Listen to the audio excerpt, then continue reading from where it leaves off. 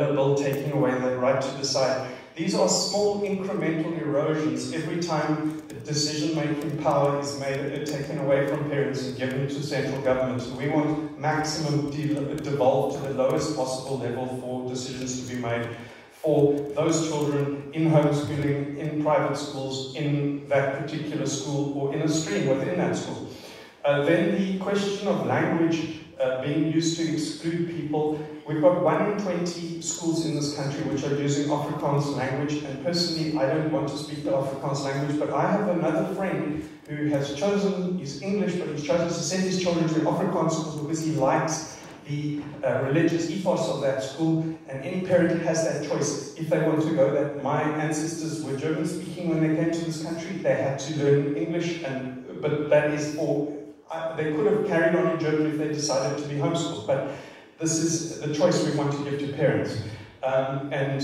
look, things are imperfect in any society when we have to make common decisions, but we have to decide which problems the state needs to intervene on, and I say where there are really serious problems and parents are wanting help, then the state gets involved on those things.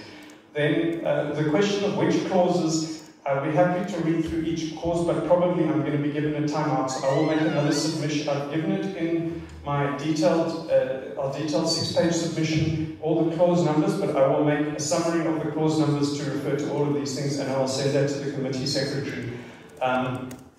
The question of the penalties from Nomcelo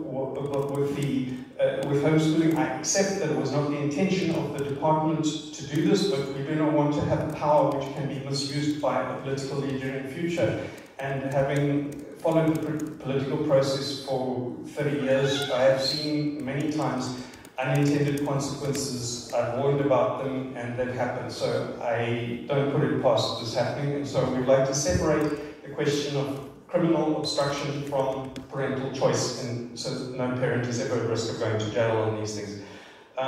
Then the question of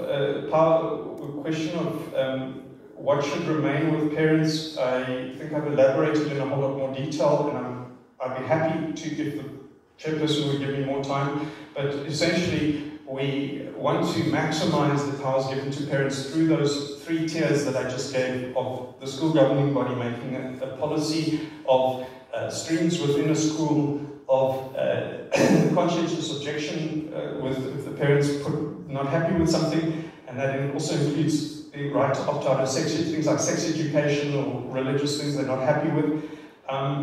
The question of homeschooling is how does one verify these things that was asked. I would propose that each parent should keep a portfolio of what they've been teaching their children that is available for inspection if necessary. That would not require consultants' costs, and particularly the accountability, I would say, would be if some relative then or friend claims, okay, these children are not being educated, well, the parent can then produce that portfolio.